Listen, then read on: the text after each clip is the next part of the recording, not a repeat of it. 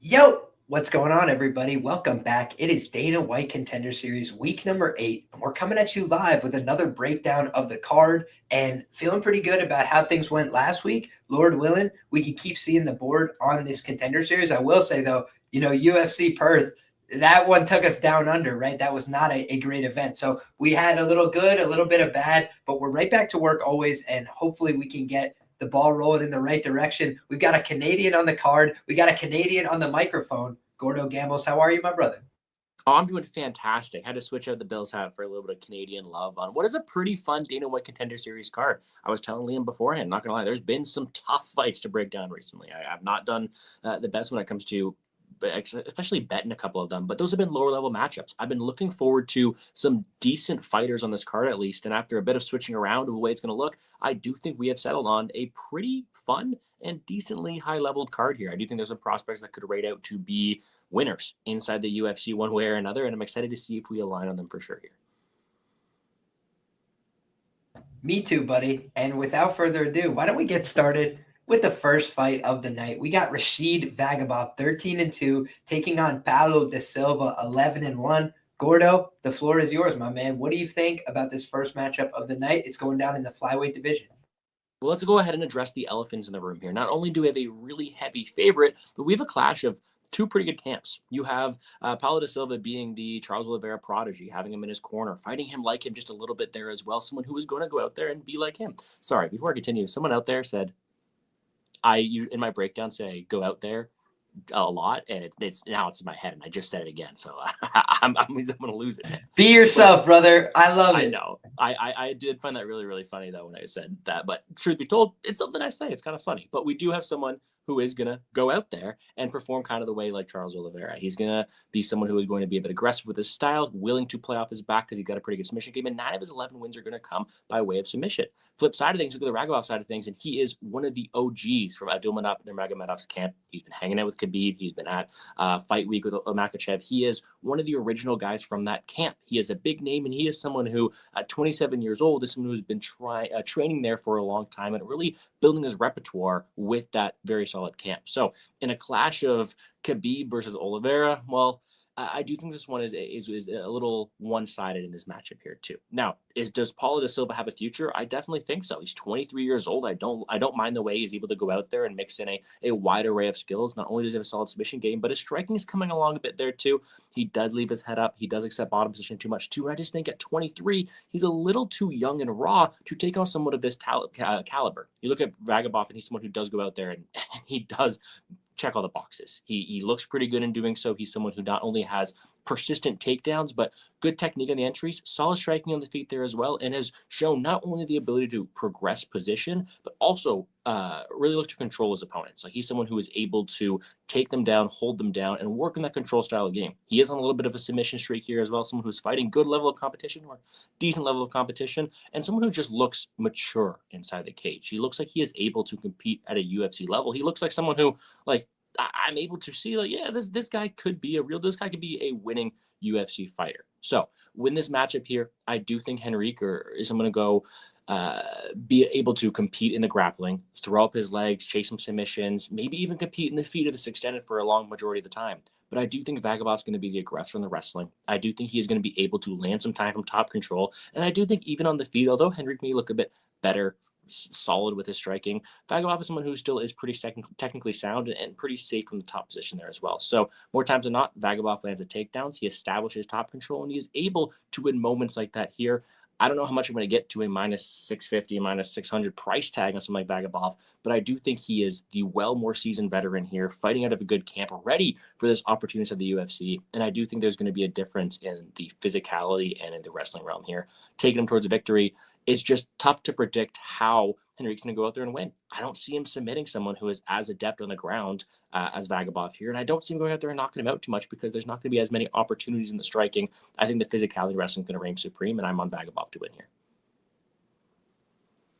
Yeah, man. I will, acknowledge off the top, I haven't watched as much tape on this fight as I have on some of the other fights on the card, right? I'm kind of a weird guy. I like to start at the top, work my way on down to the bottom when I'm breaking down a lot of these matchups. And, just the way that the card shook out this week, these were the last guys I was watching. I was watching them before we got on the air.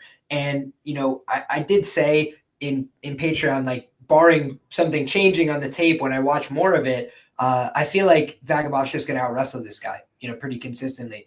Vagabov has one, slip up in recent times. I think it was 2021, if my memory serves, where he got caught in that guillotine choke. The guy who caught him in that choke is an excellent fighter. I think that guy's got a 13-1 record or something.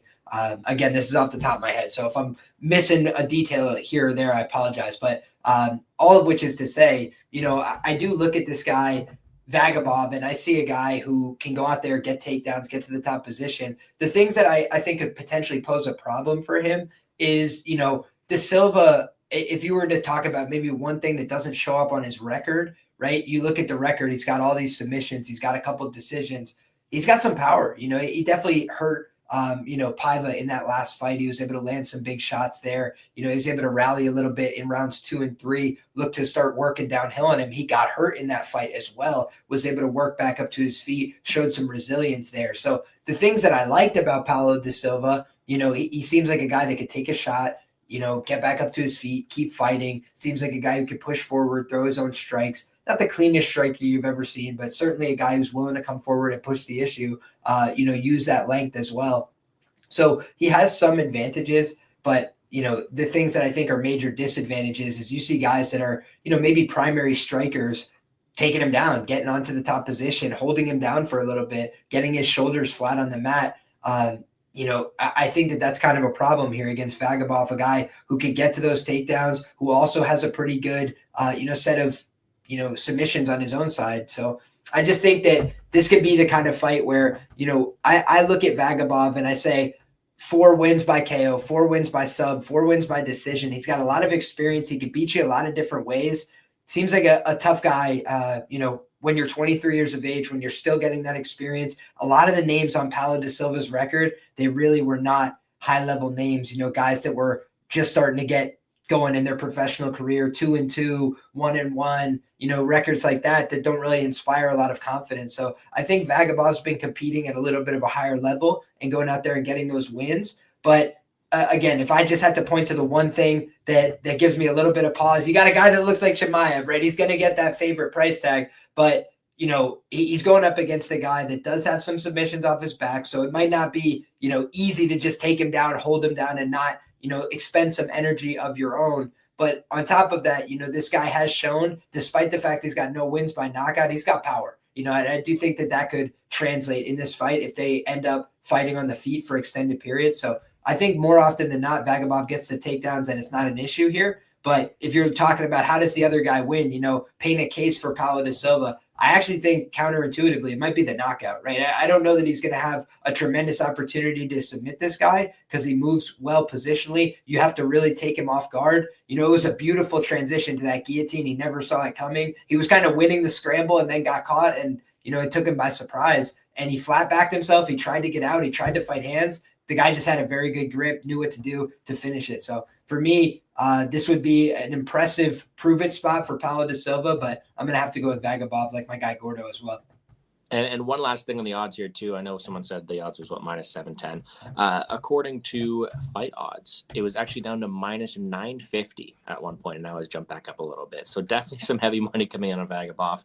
What are your – I know you haven't done much tapes. Maybe I'll be the one to talk about this one here, too. But that over-under line, it seems like one where there's going to be plenty of opportunities for the finish to come, whether it be submission-oriented, especially in a lot of those scrambles. But, Paulo de Silva has looked pretty adept on the ground. He's been able to go out there and have some success. I do think potentially some, as the under comes down, maybe a look at the over here as this fight gets extended. I'm not too sure. I was going to ask your thoughts, but again, I think you have a little bit more tape to do.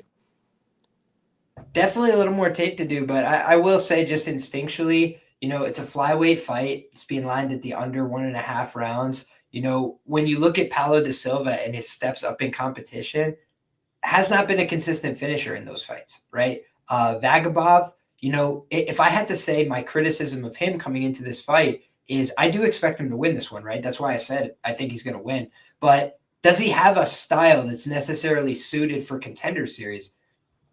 I'm not really sure about that, right? Like he does like to just go out there, wrestle guys, take him to the ground, push the issue there. So can he finish? Yeah, against guys he's a little bit overmatched against. Do I expect him to necessarily just go out there and run through this guy, Paulo da Silva?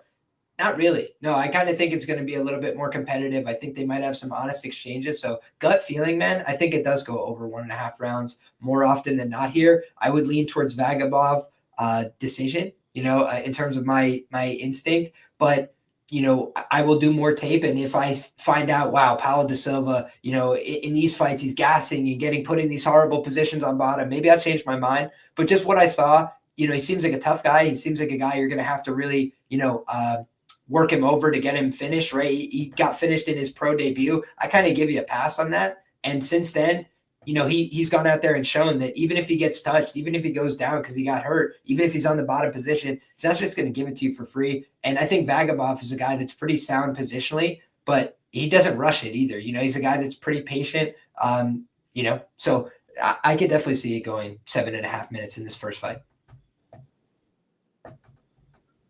All right, man. There we have it. So we can now move along to the next fight, my man. And I made this the thumbnail fight of the week, right? I feel like a lot of people are super high on Kurtis Campbell. If you look, there's YouTube videos coming out. I think MMA On Point is doing a video about Kurtis Campbell and why you should care about this nerd. And when you talk about nerds, you're normally talking about the fighting nerds of Brazil, right? Not the Kurtis Campbell. We got a guy from England, right? He doesn't really fit the bill, but ultimately, I went back and watched some Kurtis Campbell film, and he's a guy with an interesting style. Funny enough, he's got this background in striking, but he looks to me like a guy who's way more proficient with his grappling in terms of how he gets his MMA wins going, right?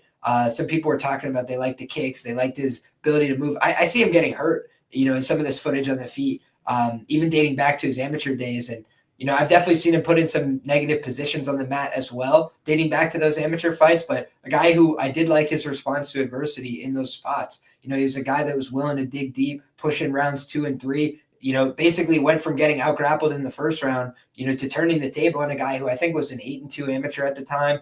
They were saying this is for the best, bantamweight prospect in England. And, he was taken down. He was in bad spots. He gave up his back, but he fought through it. And then he was able to turn the table on the guy, in a big way in round 3, but also was starting to turn the tide in the second round. So I feel like Kurtis Campbell is one of these guys that has some, skills that could probably trouble Sek, especially in the grappling.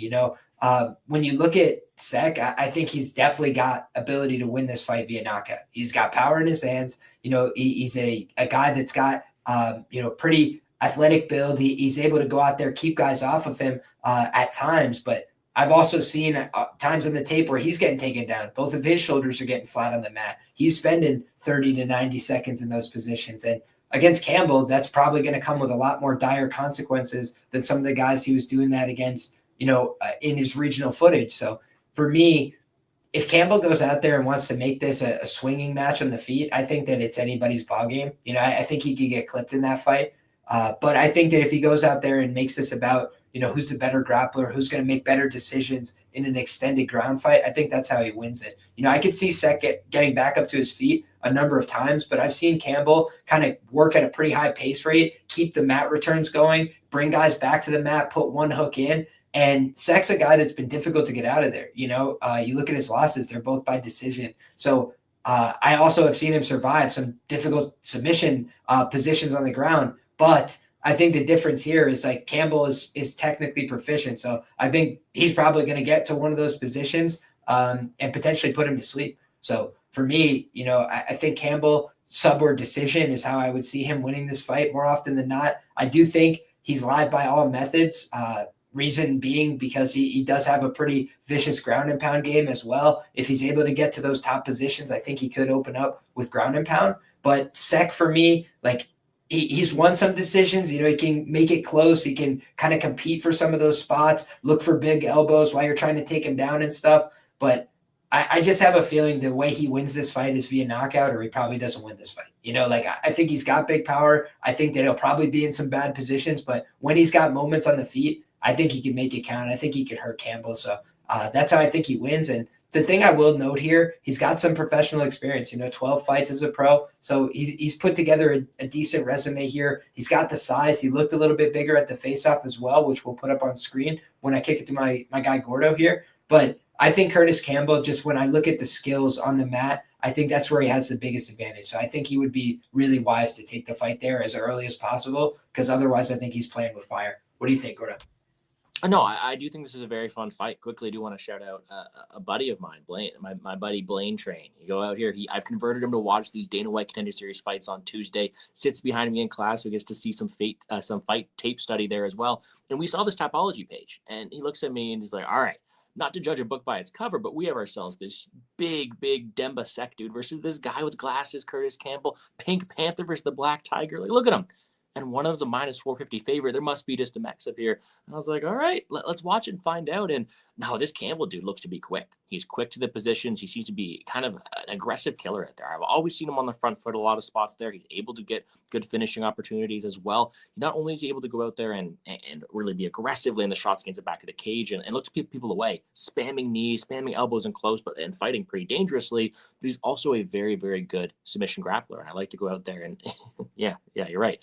But someone who's going to go out there and also look to get that ground game going. Very, very quick transitions. He gets the back super, super quickly. It's really fun to go out there and watch his scrambles because he is pretty smart on the ground. It's not just a look. It looks like he's able to know his way around the grappling exchanges and be the first one to the positions. And I think against someone like Demba Sec here, that could allow him to have some possibilities. Sec has power. There's no denying that. He swings heavy, sometimes overextending and putting himself in different spots, but someone who is able to hurt you. And if he's able to go out there and hurt Campbell, so be it. But aside from that, I think Campbell's going to have a clear speed advantage and an ability to win this fight on the mat. I've seen Sec stalled out from bottom position. I've seen him stuck there. I've seen him go out there and lose these control positions.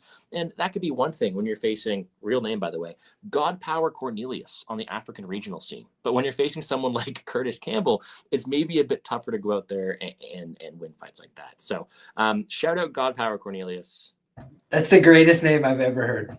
Yeah, going from God Power Cornelius to Jeffrey John, there's something going on here in the African regional scene, albeit he's able to do what he's supposed to do and finish them. It's going to be a lot harder for him to go out there and submit Curtis Campbell or have some success in other areas. So more times than not, I think the speed for Curtis Campbell is too much. I think he puts him against the cage, making a step up in competition. Sec maybe have some issues, and it's going to be up to Sec to see, can he land that big shot? Can he take advantage of Campbell's aggressiveness and maybe catch him in something?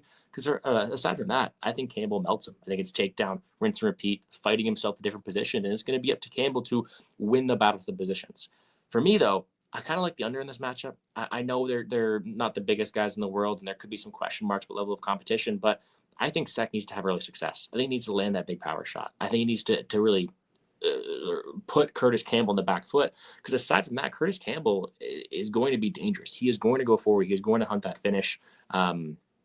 He has himself a 72% finish rate, and a lot of these fights coming under that 1.5 round mark a lot of the time. A lot of first round finishers there as well. So I do like Curtis Campbell in the spot here. I do think he more times than not goes out there and gets a finish, and I do think this is a spot I'll be looking to play the under and probably covering Demba Sec's win condition more times than not. But definitely a fun fight, one of those don't judge a book by the covers fight, because Curtis Campbell's a mean dude, a very, very mean dude. And the Pink Panther, he may be sly, and he might get his way.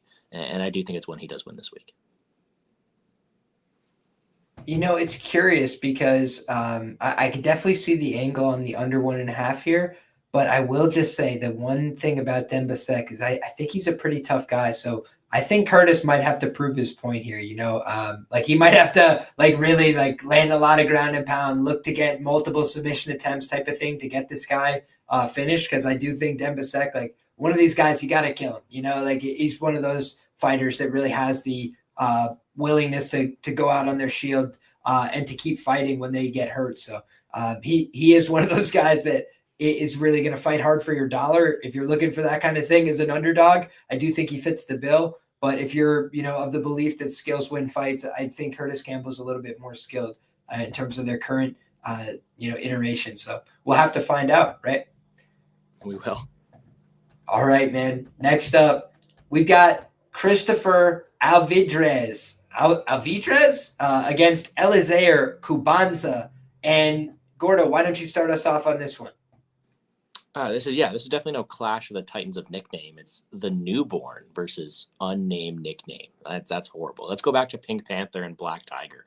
That's a bit more like it. But this isn't a very interesting matchup. Another one where you have a larger favorite here in Kubanza. He looks the part physically. I don't know if you want to pull up the weigh-ins, but this dude is huge. He is jacked, and that's really going to represent his entire fight style. He is a big, big physical dude looking to knock your lights out. He does have solid patience, I would say, on the feet. He does have the ability to go out there, stalk his opponents, and land the big shots. And being a fighter with that much raw physicality, he kind of fits the mold of these other fighters we've seen in the past. I don't want to compare him too much to the Adebagoches or the Josiah Musasas of the past, but someone who has that built-in physicality, the big power, and someone who has solid takedown defense as well, but his whole style relies on him being stronger than other people. That's great. You can keep this fight upright. You can go out there and have some success. Someone who does prioritize the big shot over the war of attrition. Christopher Alidrez is someone who I do think actually is not a bad fighter, fighting out of the goat shed, a decent gym over there as well, and someone who I do think has some solid boxing. He's fought in karate combat as well, someone who's able to keep distance pretty well, have this unorthodox style, maybe more of a point fighting style, and also have some decent solid killer instinct as well. I do think he's also probably the more apt fighter to grapple in a situation. He has solid hip throws from what I've seen, someone who's able to step to the side, land the big shots, and I do think he is someone who can probably have a more well-rounded attack. So when I'm looking at this fight as a whole, I do think this one's a little bit closer than the last two. We have had two big favorites, now three so far, and I do think when it comes to lining the fights, they're getting more and more tighter when the lines come together, and it's actually going to culminate in a 50-50 matchup on the odds, which is pretty funny. But this is one where I do think out of the three so far, this is one where the dog might be a little bit more live, because I do think he's a tough dude, and I do think he can go out there and win minutes in these opportunities. However, when it comes down to making a pick, I do think there's a clear power advantage. I do think there's a clear moment-winning advantage, and I do think more times than not, you have someone like Kubanza who's able to go out there and just steal rounds or win moments, because his power is truly like no other. I do think from top position as well, he does have solid ground and pound, and he's able to win fights off of physicality. If Alvarez wants to go out there and win this fight, either has to land a big shot or fight perfectly from the outside and point fight, which isn't really the Dana White Contender Series way. I think the fighter, if this fight makes it to the cards, who can win more minutes is probably going to be Alvarez, but I do think more times than not, Kubanza goes out there, lands the big shot, steals the moments, and really puts his power on display, winning a matchup that, really shows off how scary this guy is, because he is someone with a ton of power. I love the breakdown, my man. I gotta say, when I looked at these fights, I always try and keep my my eyes away from the odds until I have an idea of who I like, or at least who I think is going to win the fights. And, my simple breakdown for this fight is I just think Kubanza is going to offer a lot physically that Alidrez is going to struggle with. I've seen Alidrez in some of these fights kind of get thrown around a little bit in like a clinch exchange and have to find his footing and stuff. And that's against guys that are a lot more, normal regional level guys. And Kubanza just seems like a very, very physical guy, and not just the power, right? But just his ability to move people around in the clinch. And, if you try and wrestle into him, it's like wrestling into a tree stump. He just seems like one of these guys that's going to be difficult to barrel over, So Alidrez, I've seen him at times do a really good job turning up the pressure, using his boxing, coming forward. But I've also seen times where maybe he should have been keeping his distance and he's engaging in the grappling willingly and things like that. And I just think that against Kubanza, those are things that he might be made to pay for. Shout out to my guy Artem in the chat. Another very sharp individual, does a great show on these Contender Series fights that you should definitely be checking out. And when I looked at this fight, man, I feel like Alidrez, not a bad fighter, 28 years of age. I could see him going out there and, to your point, maybe he can get that little outside kicking game going. I want to pull up the UFC stats page because I should have an updated reach for Kubanza here. So if you look, despite the fact that they've got, a little bit of a difference in height here, there's going to be a 3-inch height advantage for Alidrez. They're actually even on the reach at 74 inches. And I think Kubanza hits a little bit harder. I think he's got the ability, honestly, if he needs to mix in takedowns of his own just because of the physicality. I don't know that he'll want to, but I think that he could do that. And I think that he could cage push a little bit here and just exert himself physically, kind of drive head first towards the cage, push this guy back, and, keep that forward pressure going. It's a small cage. So I think that would be wise for him. whoever's able to take the front foot in this fight, I think will have a lot of success. Alidrez is a guy that can start throwing that left hook around the guard, start working a little bit on his opponents when he gets off in combination. I think that's where he feels most comfortable. But I think that you can kind of, I think we saw in that loss that he had, right? He kind of got out physicaled in that fight. He kind of got thrown around. I mentioned before, when I talk about guys getting taken down, for me, it's a different thing to get taken down than it is to get flat backed onto two shoulders, where somebody's holding you down from the top position. And I did see that happen to Alidrez in his lockdown. He was getting held down at points and, also getting off balance at times on the feet. And I think like Kubanza could double hand push this guy and maybe knock him over, he's just got that physicality. So for me, that's where I'm going to go ahead and pick Kubanza to win this one. Again, if it comes down to skills, maybe Alidrez has a little bit more to say, but I think Kubanza, the physicality is why I think he's such a big favorite here. And I think he's probably going to justify that. My guy Artem says, wish I had his bodybuilding genetics. Absolutely. I see the same thing, man. My guy Cameron says, I feel more confident in Kubanza than Campbell. Interesting. Yeah, I have some questions about Campbell's striking. I'm going to watch more tape on him as well to try and get a better feel. But I definitely think his advantage in that fight is on the ground more than it is on the feet. In this fight, I feel like Kubanza, his advantage is the physicality, kind of wherever the fight's taking place. But if this fight comes down to speed, I think, again, that's another way Alidrez can maybe win this fight. Keep it outside. Don't let this guy get a hold of you. Touch, move. I think that's the way he wins here. Although I will note, Kubanza, much like the gentleman we were talking about earlier, Sek has never been finished, right? So Sek has only lost via decision in both of his losses. The same thing is true for Kubanza. He lost, I believe, 3 times on the amateur circuit, and all of them were by decision. So next up, guys, we've got the Canadian stepping forward.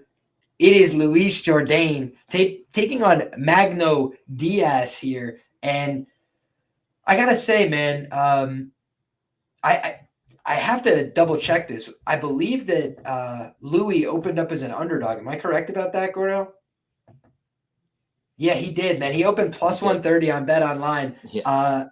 I disagree with that, right? So when I saw that, I was kind of surprised just based on the amount of experience that these two guys had. And Luis Jourdain, guys, has a pretty deep bag of experience, right? The thing that is a little bit troublesome is that he's taken some time off. He hasn't been supremely active in MMA over recent years, but the guy's been fighting since he was 15 years old, right? Like the guy has been fighting for a very long time. Amateur since 15, professional since 19. The guy's done pro boxing. The guy's done kickboxing. The guy's done Muay Thai. The guy's fought every which way you could do it.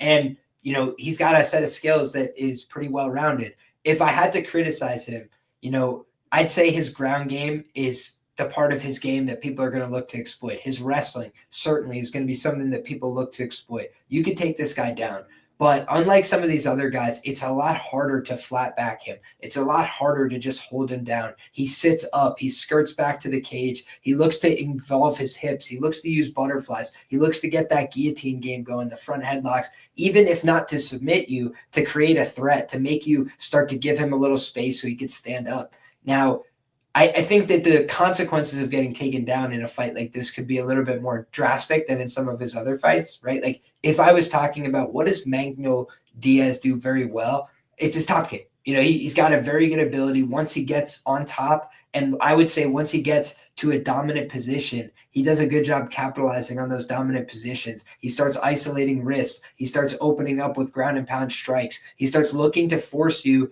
to give your back. And when you give your back, he's very good at collecting hands, looking to go for his rear naked choke series. That's what he likes to do.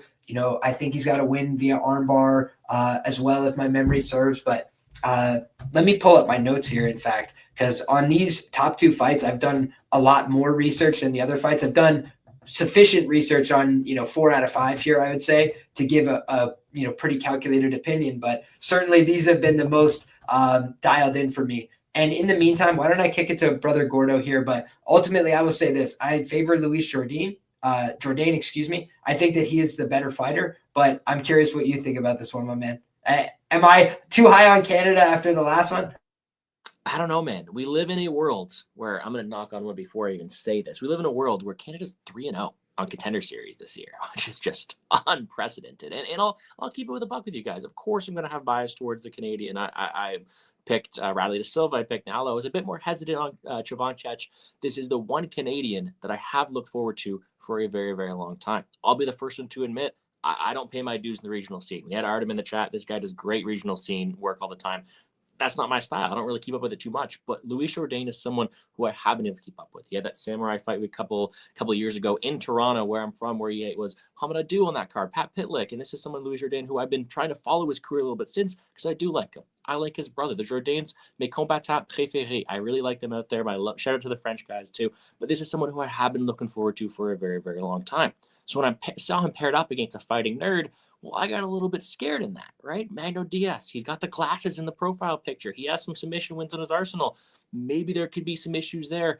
But really, when I'm looking at someone like Magno Diaz, sure, he's exciting. Sure, he is fun.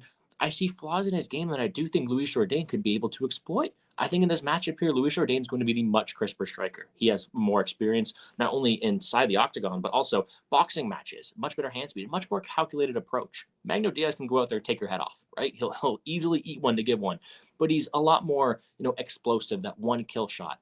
Not the most technical fighter. He's there to be hit a lot of the time there as well. And I do think in a matchup like this, Louis Jourdain can take advantage of these spots. He can be the better minute winner and look for an accumulation of damage. Aside from that, the ground game for Magno Diaz is definitely there. He transitions well, solid chokes, but someone who's done that against a low level of competition and someone who, hasn't really gone to that as much recently, and someone who doesn't really have the most wrestling to get it there. Sure, if this fight ends up on the mat, I do have to slightly edge towards Magno Diaz, but Louis Jourdain is going to be the bigger fighter. You can see the discrepancy in the weigh-ins on the sizes, the biggest discrepancy in size in the matchup. And someone, for as long as this fight is on the feet, I do think he's going to have the advantage. The last thing I'll say, too, is this fighter's a guy, Louis Jourdain, who builds the fight goes on. He makes his reads. He adds in volume. He has that uppercut he'll throw in there a lot of the time. Beautiful combinations. This guy's a really, really good boxer. And I do think a lot of this time, I can't say about kickboxer, too, because a lot of kicks, too. But someone who's going to build the fight goes on. Whereas Diaz is someone who I do think is very, very front-loaded. So when I'm looking at this fight as a whole, sure, if Diaz goes out there, shoots a blast double, gets it back and chokes him out, that's fine. That's his win condition. Aside from that, I think Jourdain's going to be the better minute winner. I think he's going to take over the fight goes on. I think he's going to have the size and technicality to not only keep this fight upright, but to win the exchanges and really take this fight over from a striking perspective. I love his aggression. I love the way he changes combinations together. And he is someone who I am truly excited to see inside here. Now, Liam, I have my hopes up for a Canadian. That can never go well. But he is someone who I do think whose style could translate well. And although he's got the fighting name next to him in Diaz, I do think this is a matchup where I do favor the Canadian. I agree with the money coming in. I don't know how I'm going to target this one. Maybe I'll just sit back, wear the Canadian hat. I got my flag over there in the corner too. I'll single Canada with some maple syrup. But this is one where maybe the line's getting a bit up there because I do think the path for Diaz is early. Man, I was right. He did have 2 wins via rear naked choke, 1 via armbar, 1 via guillotine. I wanted to make sure I fact check myself real time on the show. But here's the scouting report, guys. Simple as, I got a lot more negatives than positives for our friend Magno Diaz, right? Solid passing, good topside jiu-jitsu. He can get the mount, the ground and pound. We talked about that. He's got pretty good counter throws. I think Louis would be wise not to try and wrestle this guy. I've seen Louis get reversed going for takedowns before. This guy's got a pretty good ability to grab a hold of the arm, hit the fat man throw, hit these kind of techniques where he ends up in the top position. He's got pretty damaging, low kicks. He can land pretty hard shots from all positions. I would say those are the things that he does well, but I've seen him get swept from the top position. Multiple times I've seen this guy get to a good position on top, then end up on his back, get to the back, then fall over the top, getting too aggressive. So those are problems, right? He's constantly fouling on film, like multiple times on film, throwing after the bell, throwing knees to the head of a grounded opponent. Like with a real referee, like they could take points, they might get involved. They might disqualify you. Right. So just like this guy commits fouls, like it's, going out of business, walks onto strikes pretty frequently in his fights, just walks forward, takes the shot, tries to smile it off, keep moving, keep pressing. Against Jourdain, that could be a problem, right? Jourdain snipes a little bit more. He puts 2 and 3 and 4 together in combination. He allows people to get in on his hips. He relies on the counter takedowns because he has to, right? We always talk about when I coach wrestling, this is a move that you do when everything else has failed, when your head-hands defense is compromised, when everything else is gone. Now you try this counter throw. It shouldn't be your go-to. It shouldn't be every fight that you have on film, because that means you're allowing guys to get to your hips a little bit too easily. He's doing it for free. And here's the biggest problem for me, Gordo. Fought a low quality of competition. Best win is 7-2, Alessandro Albuquerque. Hilarious name, by the way. His only loss was against 2-4, Jefferson Rodriguez, 1-1 at the time. That guy submitted him in round 1. Couldn't find that fight. His combined record of pro opposition, if you combine them all from the time he started to now, is 15-15. By the way, do the math on what happens if you take out 7-2 Alessandro Albuquerque. The guy's not fighting very good fighters, right? Like 8-13. That's pretty bad, right? So I just think you look at who he's been fighting. He hasn't been fighting the best guys. He hasn't looked that great in that quality of competition either. So he's shown some good things. He's shown some bad things. I think Luis Jourdain has tested himself a lot more. He's fought better guys. And I just think that when I'm looking at the skills that he brings to the table, I think he's got a pretty well-rounded game. I think that he needs to keep this fight upright as much as possible so he can do damage on the feet, so he can keep this fight at his range. I think that's how he wins the fight. On the Jourdain side, I'll pull up some of his tape just really quickly here. This is the point I wanted to drive home. Look at his quality of competition. Danilo Andrade, 12-3, was on a 4-fight win streak. 10-7, Diego Silva was 3-1 in the 4 fights prior. Gabe Sagman, 8-8 pro, was 7-5 at the time. Like, you just start looking through these names. Like, this is way, way, way more quality over a longer period of time. He did an amateur career as well. Like, this guy's just put together a much more solid body of work. So at plus 130, the opener, that was completely ridiculous in my view. And I think that now, the price is adjusted accordingly. I also noted this, Gordo. Look at the size difference. Like, there's a massive size difference at the face-off here. And so I do think that means access to the hips, right? I would not be surprised if Jourdain gets taken down once or twice in this fight. But I think as long as he's able to stay safe, work back up to his feet, separate hands, not allow this guy to get a hold of him in continuous top positions, rides on top, I think that this is Jourdain's fight to lose on the feet. I just think he's the better guy there. The other thing I will note, you mentioned it a little bit. I think it's well worth driving this point home. When you look at Jourdain, guys, he's listed as a professional boxer, and you'd never know it if you just watched his MMA fights because of how many kicks he throws. Like, the guy is constantly throwing kicks, and I also saw him showing decent reactions in terms of lifting the leg, retracting the leg, 2 calf kicks. And for me, that's the best strike that his opponent, Diaz, is going to be throwing here. Like, Diaz has some power in his hands, but really those calf kicks are how he sets up a lot of his offense. I think if Jourdain's able to neutralize the calf kicks, keep the fight on the feet, it's his fight to lose. Hey, I'll be the first one to admit that I got some bias on the Canadian, but I'm cheering for him. On lui souhaite le meilleur, Monsieur Jourdain, ici, c'est encore là, en samedi. Laisse-moi voir. I'm looking forward to it. Should be a good one. I'm cheering for him, man. I'm excited to see Luis Jourdain here. Hopefully he's able to translate that to some UFC success. I love it. I think that you might be able to get a decent price on a fight not to go the distance here based on what I'm seeing for the total. And I kind of like that. I do think Jourdain maybe could outpoint him to a decision, but I think if Jourdain gets the fight he wants, he's probably going to be having a lot of success with the hands. And I think that if he doesn't, he's probably going to get out-grappled. So that's kind of just the way I see this one going down more often than not. I think Jourdain has good enough first-layer grappling to get back up to his feet while they're dry and fresh and things like that. I just think that, if it starts to become a grinding, back-and-forth type of fight, and Diaz is able to get him down in some of those spots, that's where things have gone sideways for Jourdain in the past. And it's been a while, right? The guy who beat him actually retired, Gordo. I don't know if you knew this, but that guy, Matsushi, he literally beat him, retired 4-0 as a pro, 4-0 as an amateur, undefeated, never fought again. I was like, man, Jourdain must have hit him with something hard. He was like, you know what? I'm going to take the wins and just be done with this. So moved on with his career. Jourdain is still out there. It's not about who's best. It's about who's left, ladies and gentlemen. And Luis Jourdain is left, and I think he's going to go out there and get the win. Minus 180, best available over at Hard Rock. That's not going to last, in my opinion. I mentioned, on Patreon a little bit earlier, I'm not really a chalk layer on Contender Series. In New York, we're pretty, tough in terms of the outs we're able to get for this card, but you look at, I can predict line moves pretty well, and I just did not think that this line was going to stick around. Minus 160 Jourdain. I feel like the money's going to keep pouring in on his side. Open plus 130. No major resistance so far. The money's been flowing in that way, and it feels like, I'm hearing some sharp sides, some sharp guys in the market talk about this side publicly. And when that happens, you can bet that the money will follow. So just, letting y'all know, I expect this one to steam up to minus 200. So if you like the Jourdain side, I think, getting in, quicker, the better for you is probably wise here. Otherwise, I would say wait for the props here. Already minus 215 on DraftKings. There you go. And it's going to keep going, I think. I don't know how much further. Like, I think there is a point where you got to be like, wait, pump the brakes a little bit. But I think minus 200 is going to be, the close, if not higher. All right, man. That takes us, of course, brother, to the main event of the evening. We've got Vitor, Costa. We're flying through this card, by the way. We're working at record speed for Contender Series, taking on Damian, Pinas, and the Baby Yaga, the Baba Yaga, excuse me. Pinas is an interesting fighter, man.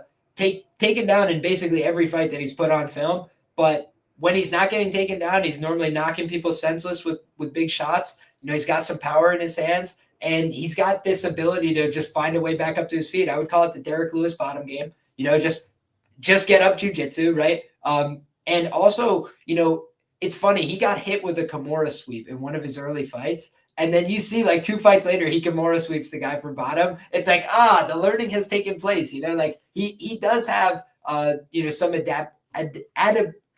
adaptations to his game over time. That's the word I'm looking for, right? Adaptability was the other word I was looking for. I almost had a stroke there. But when you look at Vitor Costa on the other side, man, this is an interesting fight because I think Vitor Costa, maybe not as powerful, maybe not as athletic, but certainly a guy that has some ability to get the fight to the top position.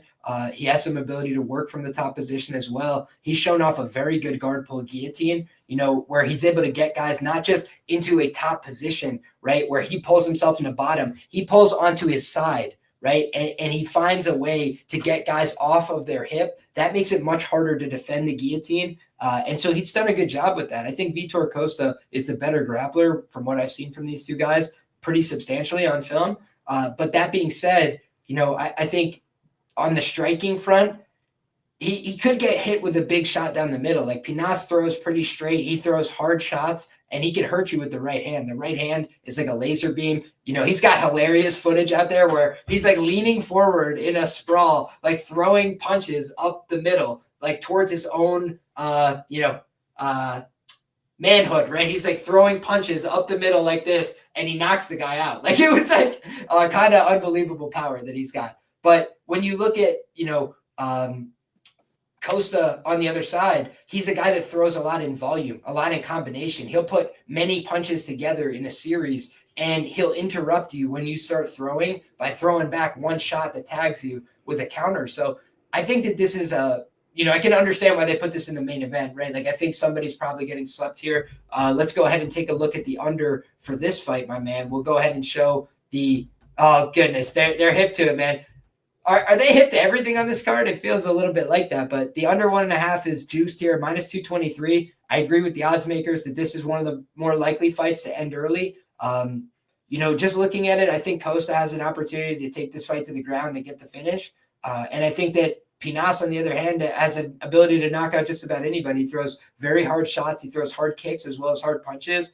And, I don't think that Costa has extremely good defense. Like I think he's a guy that kind of willingly exchanges at times and walks into the pocket. So, I could see him getting put down. But I'm a little bit surprised to see the plus money by his name, just because like if he takes this fight to the ground, I think it's probably going to look like a levels match on the mat. I do think Costa is training with the Fighting Nerds, if my memory serves. But he's a guy that's training out of Brazil. And Pinas, I think they said like, wow, look at the skills for a white belt. And I was like, red flag, red flag, red flag. Like, hold on a little bit. Let's get you some experience. Let's get you a little bit higher level on the mat before we rush you along, is what it feels like to me, right? Because I think Pinas could definitely be in the UFC. But if you're still a white belt, if you're still getting that, experience under your belt, seems like a lot to ask of you to be favored in this fight. Go out there and do something where, by the way, it's not one fight where he's getting taken down. It's not 2 fights. It's almost every fight he ends up in the bottom position, has to rally his way back up to his feet.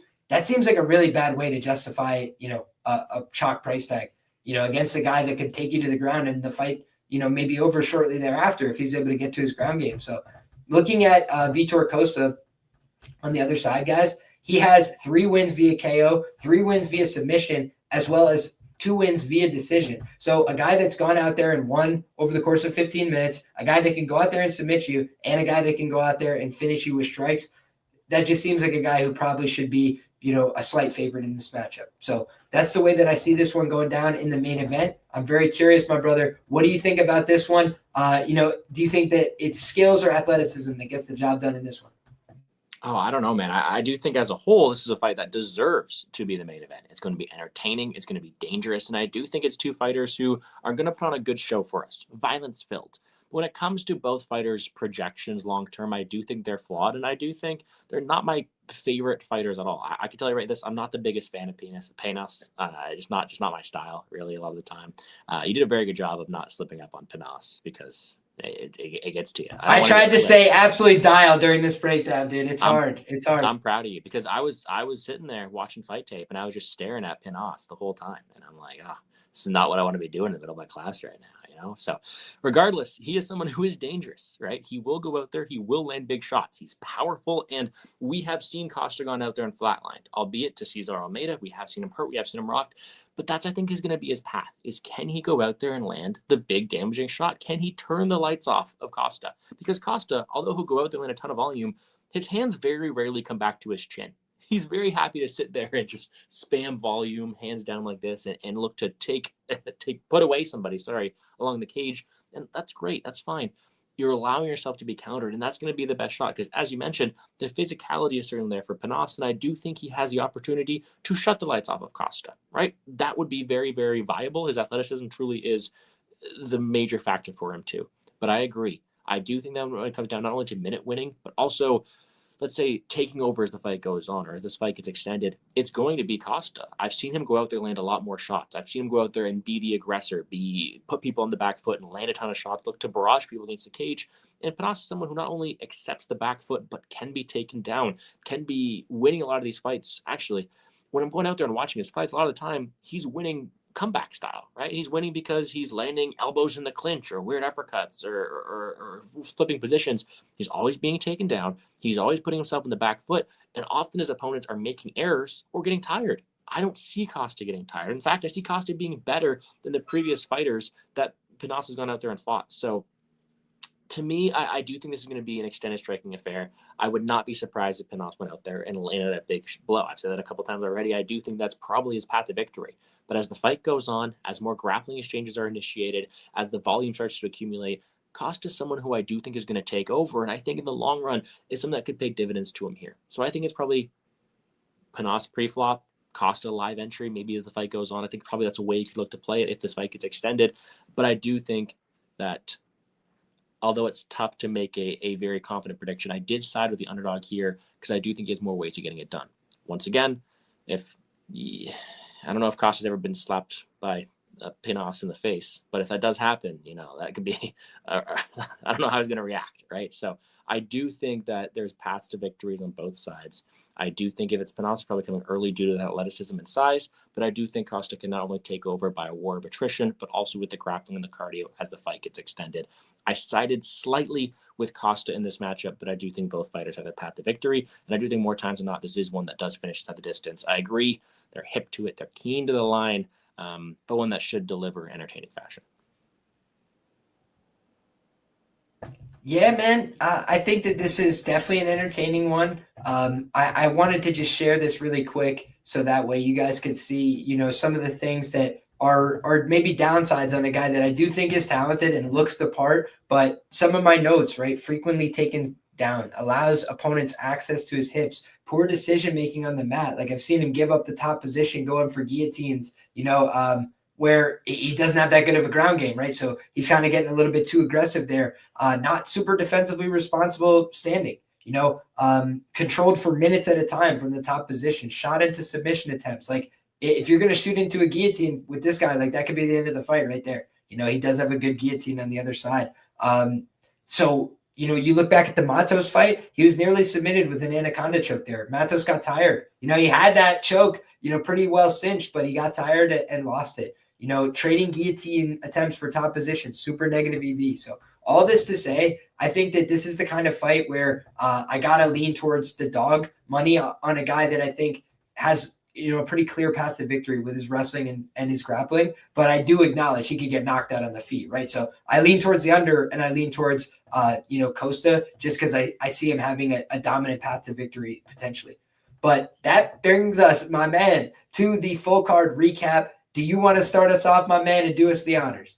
Oh, I would be happy to. Let's count how many times I can say go out there, because I'm definitely saying it. In his very first fight of the night, I do think that this is one of the most UFC-ready prospects that we do have here in Vagabov. Usually these fighters out of the Khabib camp fighting from that side of the world, from the Dagestan prospects, are typically just brought directly into the UFC. They're typically just given a chance to go out there and succeed. And I do think this is someone in Vagabov who can succeed immediately. His wrestling, his top pressure, his submission ability is something that I do think could translate well to the UFC level. It's something that I do think will go out here and help him to win this matchup. Paulo de Silva, although fighting under great Campbell Oliveira, is someone who can accept bottom position, is someone who is still only 23 years old, and someone who I just think is going to be a lot slower in these positions. Vagabov's been training in Dagestan forever, and I do think this is one where he is going to use that grappling, use that wrestling to take over this fight and dictate in which it takes place, which more times than not is going to be the ground game, and I do think it is his fight to lose.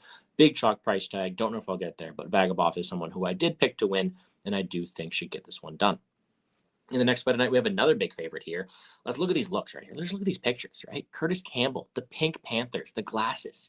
He's not going to hurt you, right? He'll help you cross the road, right? He'll help you pick something off the top shelf. What a nice guy. Demba, he could be a nice guy too, but the Black Tiger, more menacing. Who wins this fight? Man, Kurtis Campbell really impressed me on the tape. He's going to go out there and he's going to look to shoot takedowns early. He's quick in the grappling. He's beating people to positions. And even on the striking, he's spamming knees. He's just a mean dude inside the cage. It's like he just flips the switch and he's being a badass, right? He's going out there and he is being aggressive. He's looking to finish the fight. Knees, elbows, transitions to the back. He is quicker than a lot of these people to these positions. And sure, he can be rocked on the feet, but he does have a very good first layer of offense, and something that I do think is going to pay dividends against someone in SEC who, yes, could land that big shot early. It's powerful, but I do think it's going to be a step behind it compared to the likes of someone like Campbell, who is going to be quick, who is going to be wanting to get this fight down to the mat. And I do think it's more times than not the ability for Campbell to get to those positions first to win the grappling exchanges and to win this fight. I'm picking Campbell. I do like what I see from tape. Someone who also looks like they could have some success at the UFC level. You just have to survive that big shot from SEC early, and I do think he takes over. Then we have another close one, in my opinion, Kubanza versus Alidrez. And I do think Kubanza is another terrifying individual. A ton of power. There's no denying it. He actually has a lot more composure to his game than someone like Sek. He's going to go out there, be more patient, land the big, powerful shots, and look to take your head off. That's about it. He relies a lot on that physicality, which to him can pay dividends because this dude's an absolute tank of a man. No denying that. What he is, though, is someone who is maybe not always the best moment winner, someone who is more predicated on the moment-winning opportunity, someone who I do think is green. So if Alidrez wanted to go out there and land more shots from the outside, win minutes that way, or even mix in takedowns of his own, I do think there are paths there because Kubanza could still be very, very green. However, in this matchup, I do have to pick Kubanza here to be the person to go out there and land the more powerful shots, to be the moment winner, to be the more likely fight finisher. And I just think Alidrez is there to be hit more times than not, and Kubanza is not someone you want to be hit by. So give me the moment winning ability of Kubanza, although this could go sideways if it is mixed in deep waters and question to be answered from Kubanza.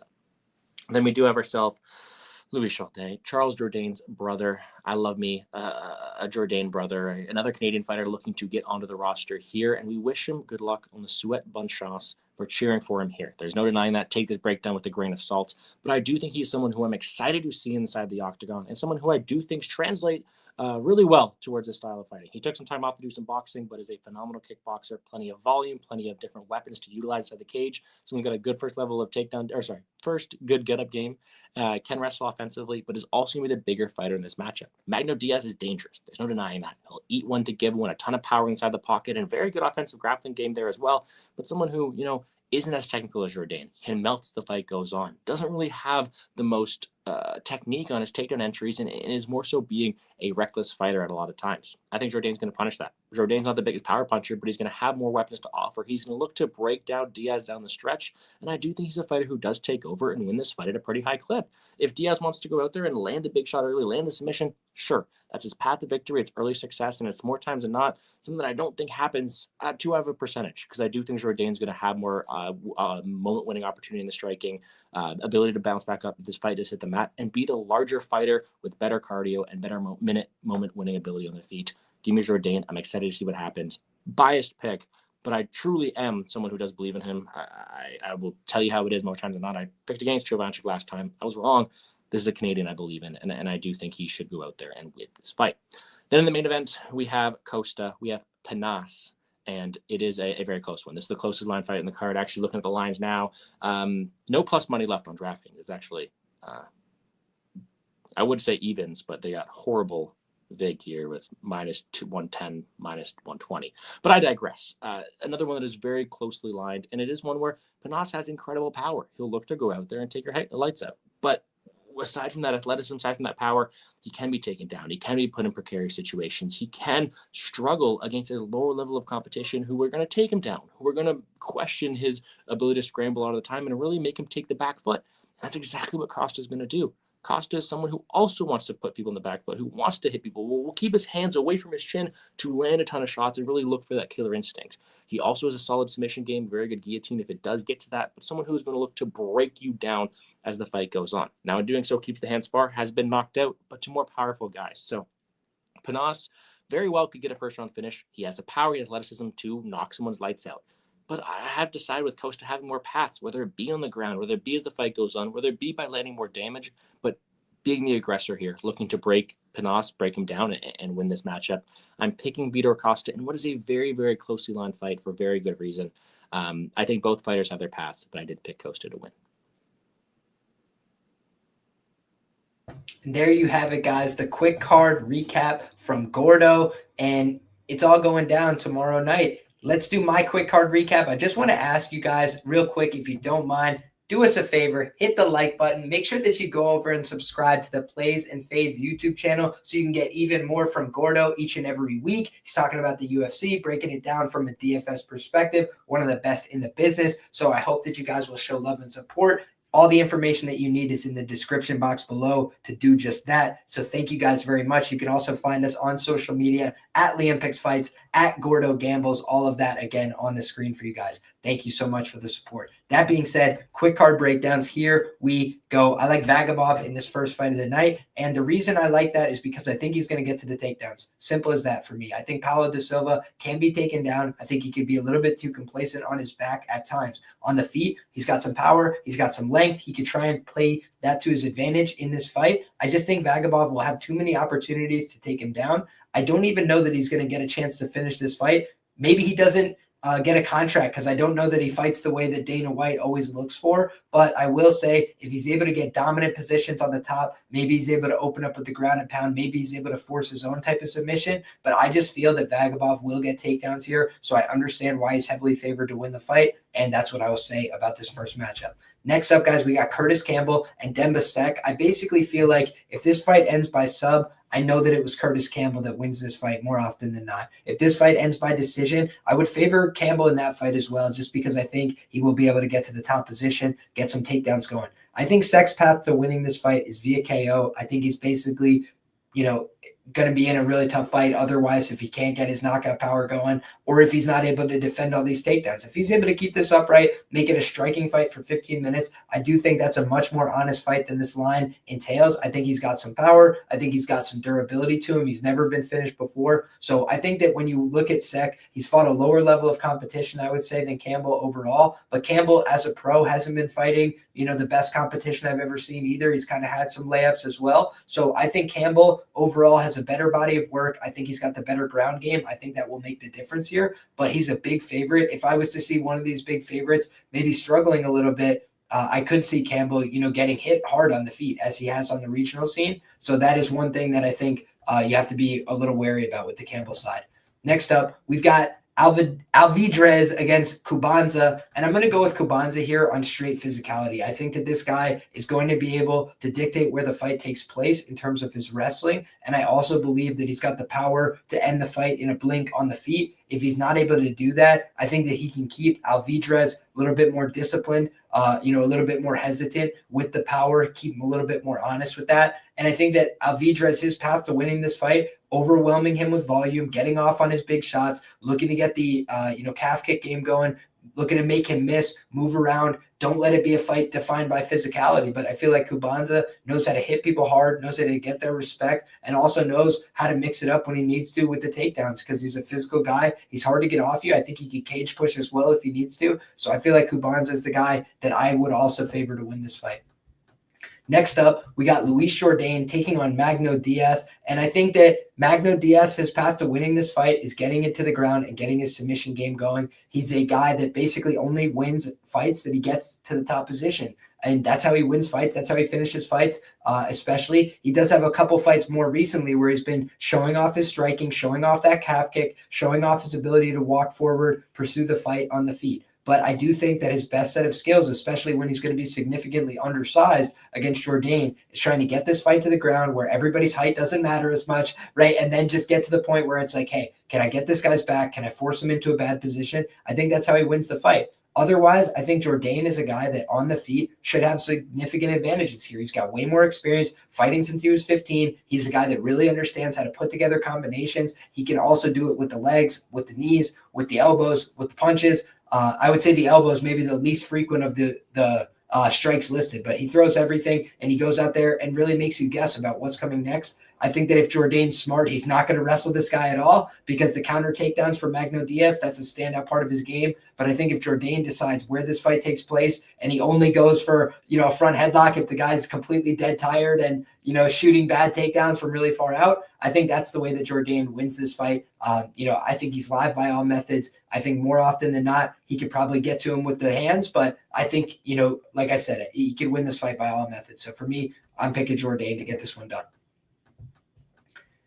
In the main event, guys, I'm going with the underdog here. Vitor Costa against Pinas. I think that Pinas has a chance to win this fight via knockout. He's got a devastating right hand. He's a very slick operator with that. But coming out of Aruba, I don't know exactly what to expect from his level of training. I think he's been back and forth to Brazil, getting some work in with Novo União, but he's still very new to the game, right? He's kind of getting this call early in his career. I think that Vitor Costa maybe had a little bit more of a schooling on the regional scene, fought a little bit of a tougher brand of competition overall. He's going to have a little bit of a size edge here in terms of height. The reach, I think, goes slightly towards Pinas, but he's a little bit older, right? 25 years of age, should be at the end of his physical development. Pinas looks like a great athlete, but a lot of the fighting skills look like they're a little bit lagging behind. I think that Costa should have a big advantage on the ground here if he's able to get the fight there. He's been training with the Fighting Nerds. I think that's only to his advantage. I've seen this guy getting in rounds with Caio Barajo, among others. I think that's going to be, again, to his benefit, right? A guy that was just one fight away from a title fight at 185 is the training partner that he has. Pinas, I believe, did this camp in Aruba, so I just can't imagine he's getting the same quality of looks, especially in the grappling. And I've seen Pinas have to rely on his athleticism, his Derek Lewis get-up game, his ability to go to that, Kimura sweep from the bottom, use that athletics leverage to get back to the top position.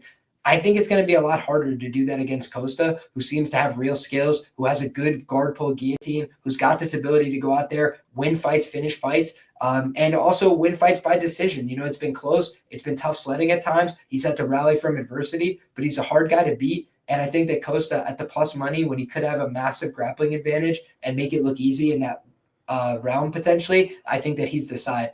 To Pinas's credit, the one thing I will say is he does do a good job of creating damage from everywhere. Travis Brown elbows, punches over the top. Anything he can do to hurt you, he's going to try and do. So that's a good thing about his game. But I just think right now he's going to be a little bit outdone skill for skill against a guy like Vitor Costa. And I think Costa's going to get the win. So that's the quick card recap, guys. We've done it. We've been in, out, quick, and to the point.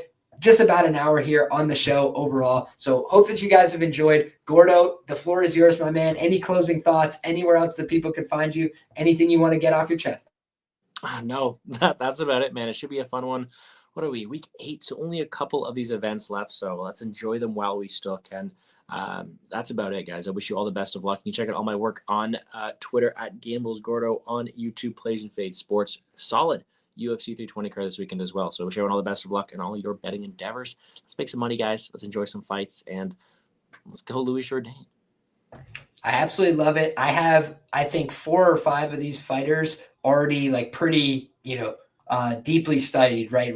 Deep write-ups, a bunch of notes. I'm going to be doing more of that tonight. So I'm going to have a couple guys more added up there. I might be doing something with my guy VB tomorrow about the Contender Series fight. So if I am, stay tuned for that. We'll make an announcement about that, whether that's on social media, whether that's on the YouTube community page. If you're not subscribed, get subscribed. And other than that, guys, make sure that you come back because we've got UFC 320 going down this week. Hit that bell for notifications. Should have a great conversation about those fights, about some great title fights coming up. So exciting stuff in the world of combat sports. God bless. Good luck. Enjoy those fights. Come back next time. We're having all the same fun again. Thanks, everybody.